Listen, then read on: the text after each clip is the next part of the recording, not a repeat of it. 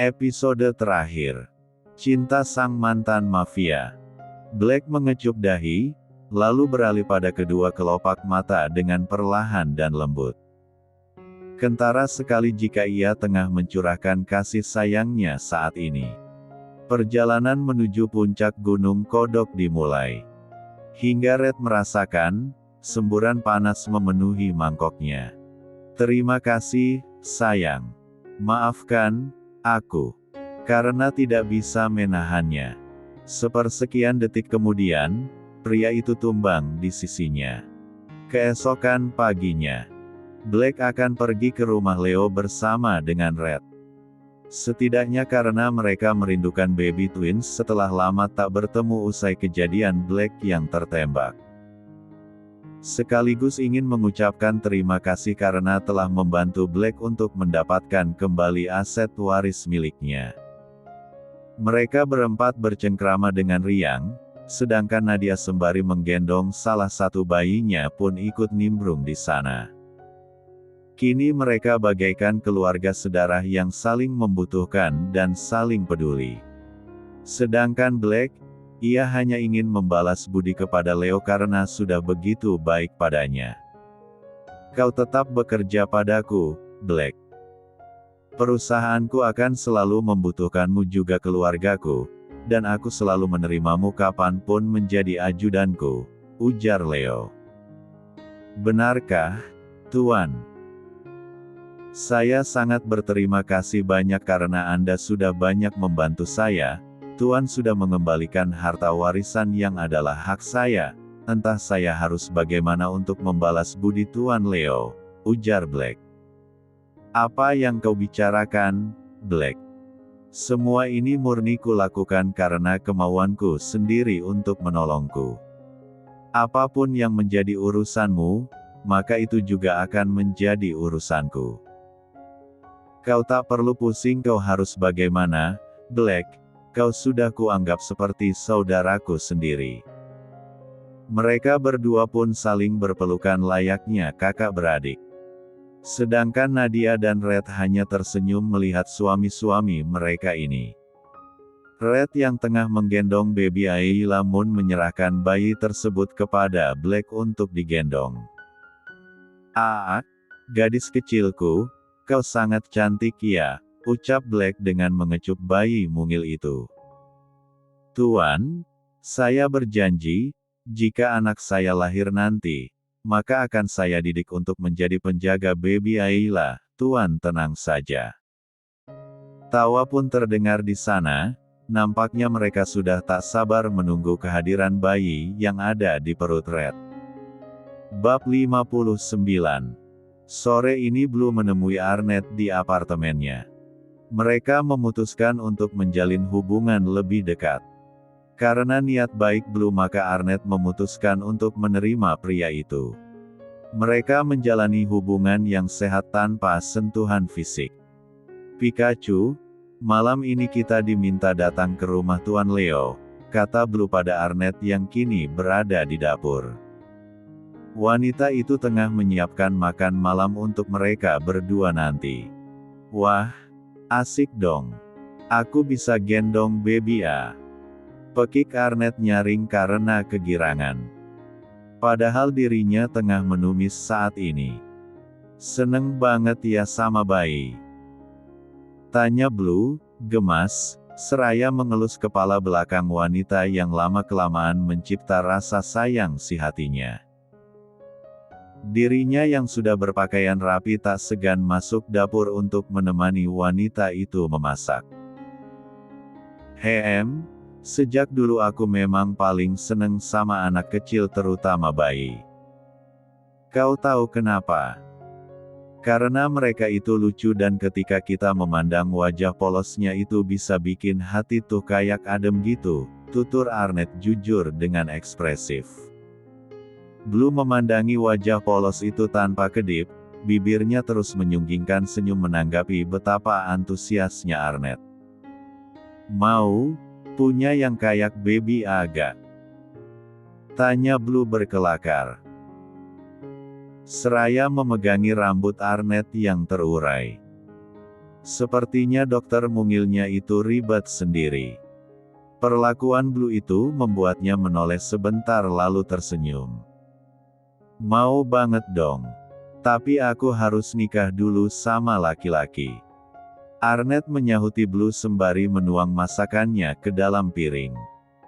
Kalau begitu, kita harus segera menikah, bisik Blue yang agak menunduk untuk mencapai telinga Arnett. Apaan sih? Respon Arnett menepis wajah Blue agar menjauh seraya bergidik geli. Lalu ia pun terkesiap ketika Blue mendaratkan ciuman di keningnya. Aku serius. Menikahlah denganku. Tegas Blue dengan nada bicara seperti di depan komandan. Arnett semakin terkejut dengan membulatkan kedua matanya. Ini cara kamu melamar perempuan? Di dapur dengan suara yang datar dan ekspresi seperti itu. Sindir Arnett dengan kedua alis terangkat. Setelah Blue mendadak bingung. Apakah yang ia katakan dan lakukan barusan itu salah? Lalu bagian mananya? Bukankah ia hanya mengutarakan maksud serta keinginannya? Arnett langsung berjalan melewati Blue yang masih mematung kaku. Dasar laki-laki gak peka. Seharusnya kau buat rencana yang spesial. Sewa restoran lalu beli buket bunga mawar yang di tengahnya ada cincin berlian. Sepertinya kau perlu nonton drama Korea dulu sana. Seloroh Arnett sambil menahan tawanya. Hah? Apa iya? Gumam Blue pelan. Ya sudah ayo. Blue tiba-tiba menarik tangan Arnett agar mereka keluar dari dapur. Hei, kau mau mengajakku kemana? Itu kompor belum dimatikan. Tanpa riasan, tanpa pakaian yang sesuai. Blue benar-benar membawa Arnett ke sebuah kafe yang bertemakan romantis. Kau gila ya, Blue? Kau lihat kan aku hanya pakai dress rumahan. Atas dasar apa aku mau masuk ke sana? Kesal Arnett. Kau itu cantik mau pakai baju apapun juga. Gak mandi juga beautiful. Da ayok masuk. Paksa Blue setengah menyeret Arnett. Sungguh jauh dari romantis apalagi manis. Blue mendudukkan Arnett di salah satu kursi lalu ia berlalu cepat menuju belakang. Membisikkan permintaannya kepada dua orang pelayan. Lalu kemudian menyerahkan kartu emas dan sejumlah uang cash. Dia ngapain sih? Batin Arnett. Selang 30 menit kemudian datanglah sebuah piala es krim lalu satu buket bunga mawar merah yang dibawakan oleh pelayan kafe tersebut. Ini apa, Blue? Kaget Arnett. Walaupun dia tahu bahwa ini semua sesuai permintaannya secara tak langsung yang nyatanya dikabulkan oleh Blue. Ini kan tata cara melamar gadis kata kamu. Ada bunga, cincin dan kafe romantis. Aku kasih bonus deh es krim kesukaan kamu, jelas Blue dengan senyum tanda kemenangan. Apalagi, saat melihat wajah melongo dari Arnett. Kapan kamu beli cincinnya? Bingung Arnett. Tentu saja. Semua itu mudah saja. Tak usah kau pikirkan, tinggal jawab saja, mau gak? Tanya Blue sendiri mendesak. Mau apa? Tanya Arnett balik berlagak pilon. Cepat terima atau aku kasih ke mbak pelayan aja cincinnya, ancam Blue gemas.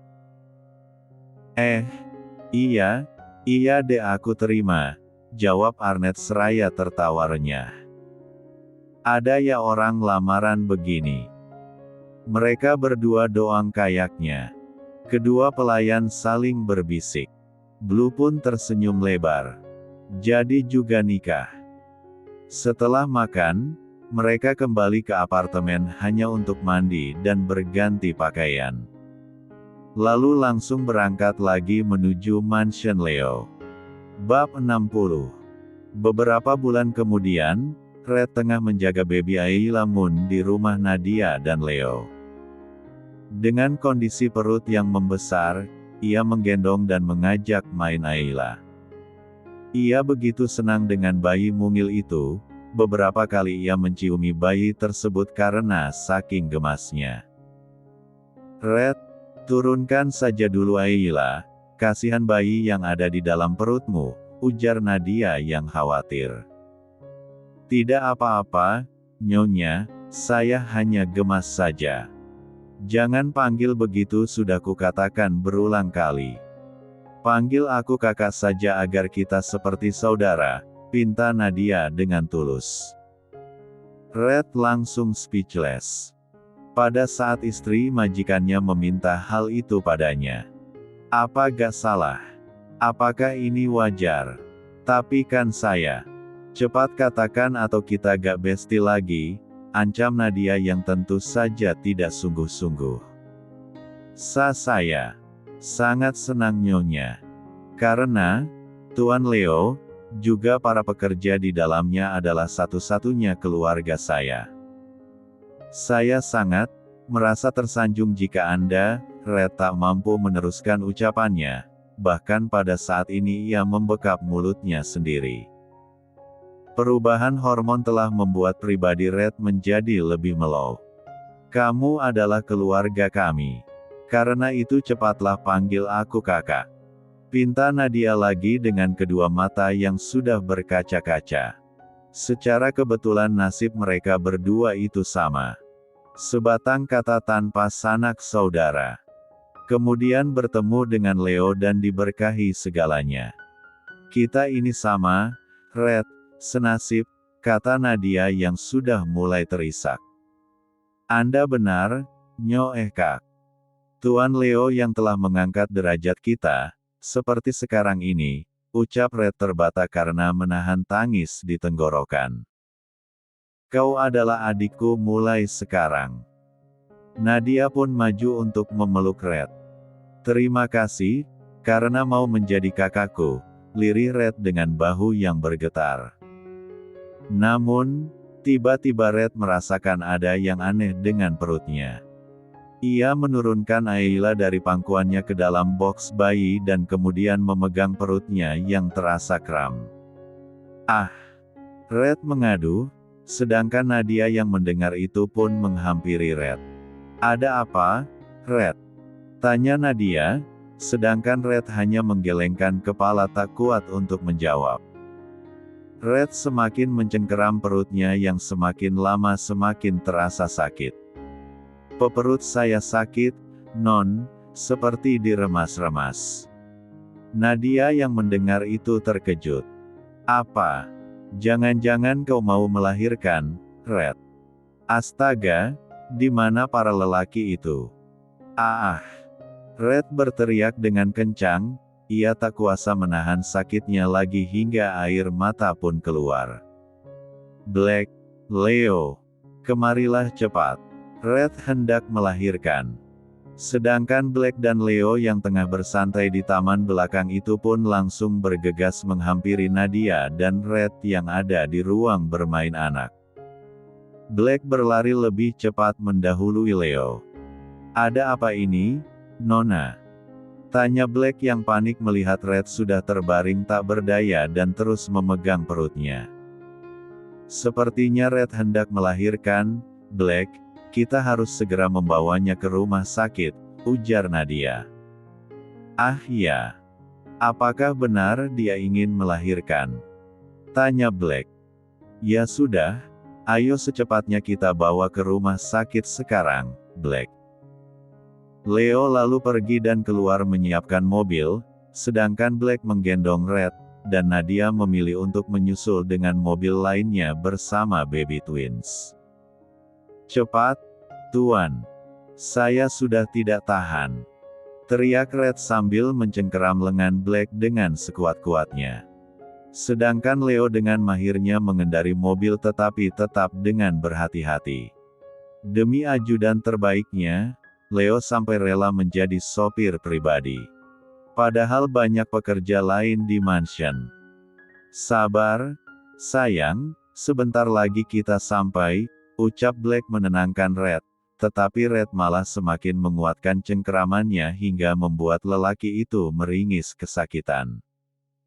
Ya, 5 menit lagi kita sampai. Ah! Red terus berteriak, sedangkan ketuban sudah pecah di jalan tadi. Dan beruntung, belum 15 menit Leo berhasil sampai di rumah sakit. Leo langsung memanggil perawat untuk membawakan berangkar. Suasana panik bagi Black yang pertama kali menemani orang yang hendak melahirkan.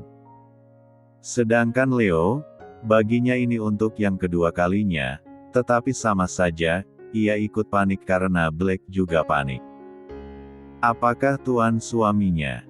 Silakan masuk untuk menemani istri Anda melahirkan, ujar dokter yang akan menangani proses melahirkan Red. Tanpa basa-basi Black langsung masuk ke ruangan dan meninggalkan Leo yang menunggu di ruang tunggu yang tak lama Nadia menyusul bersama kedua bayinya. Di dalam ruangan bersalin Red mengejan dan berteriak beberapa kali meminta agar Black tidak meninggalkannya. Red menggenggam lengan Black sekuat tenaga. Dalam hitungan beberapa menit, suara tangis bayi terdengar menggema di ruangan tersebut. Black menangis sesenggukan ketika mendengar tangis bayi tersebut. Kini ia merasakan apa yang sudah tuannya rasakan beberapa bulan lalu. Apakah itu suara bayi kita, Black? Tanya Red dengan air mata yang menetes karena terharu. Ya, sayang, itu bayi kita. Dan apa kau tahu?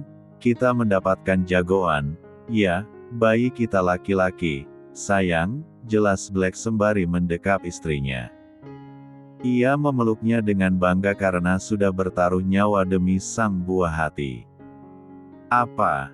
Ya Tuhan, aku sangat bahagia. Apa yang kita harapkan sesuai, sayang. Red memeluk kembali Black. Setelah baby boy itu dibersihkan, Leo dan Nadia pun diperbolehkan untuk masuk dan menjenguk bayi tersebut. Wah, selamat, Black, kau mendapatkan seorang jagoan yang mirip denganmu.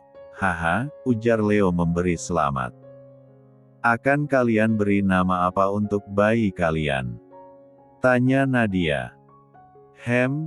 Aku akan memberinya nama, Darius Govarte atau Grey untuk nama panggilannya, jawab Black.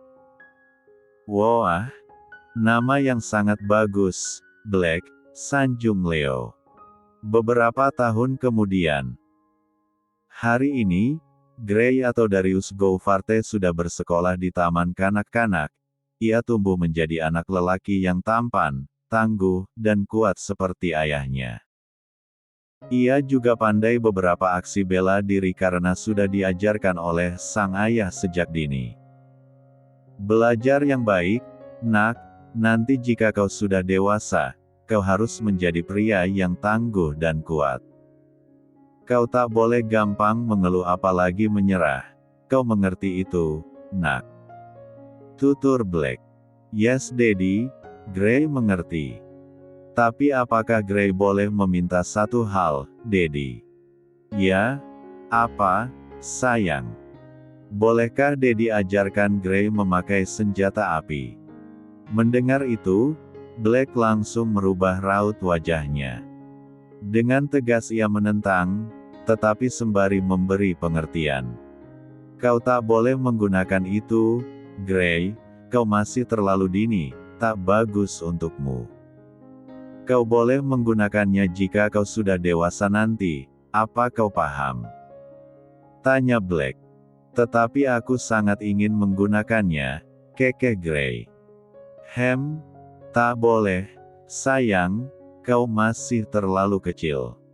Tanpa mereka sadari, di balik jendela kaca ada Ayla yang terkekeh melihat perdebatan antara ayah dan anak itu. Ya, gadis itu lalu berteriak. Kau jangan macam-macam, Grey, kau harus mendengarkan apa kata ayahmu. Teriak Ayla dari sana. Sedangkan Grey yang sedang berdebat dengan Black pun menoleh ke arahnya. Hei, apa yang kau lakukan di sana, Ayla? Masuklah, di sini cukup panas. Nanti kau kelelahan. Balas Grey dengan berteriak juga. Black yang melihat perhatian Gray kepada Ayla itu hanya tersenyum melihatnya, menganggap jika itu hanyalah perhatian layaknya saudara, lagi pula mereka masih terlalu dini untuk mengenal hal yang lebih jauh. Namun, dari jauh Aslan, kakak atau kembaran Ayla menghampiri Gray yang sedang bersama dengan Black. "Dia adikku. Biar aku yang menjaganya, kau tak berhak apa-apa," ujarnya dengan emosi dan nada tinggi. "Memangnya kenapa? Dia juga temanku, saudaraku juga," balas Gray. "Hih, dasar kau ya." Aslan lalu pergi meninggalkan Gray dan Black. Black yang melihat hal tersebut hanya geleng-geleng kepala, tak bisa juga menyalahkan Aslan, toh mereka ini masih anak kecil, tak bisa diajak bicara terlalu keras. "Gray, sebaiknya kau dengarkan apa kata Aslan, dia itu cemburu jika kau terlalu perhatian pada Ayla," ujar Black memberi pengertian. Tetapi Ayla tak pernah aman jika selalu berada di dekat Aslan, Dedi. "Haha, kata siapa? Aslan sebagai kakaknya, justru lebih bisa menjaga adiknya." Gray yang mendengar itu hanya mencibirkan bibirnya. Sedangkan di dalam rumah Leo, Ayla nampak sedang berdebat dengan Aslan. Ia tak terima karena Aslan sudah memarahi Gray. Baginya, anak laki-laki lebih dari apapun untuknya dibanding Aslan. "Kau adalah adikku, kau tak boleh dekat-dekat dengan Gray, kau mengerti?" "Tidak. Tetapi Gray juga adalah temanku. Kau tak bisa melarangku, Aslan."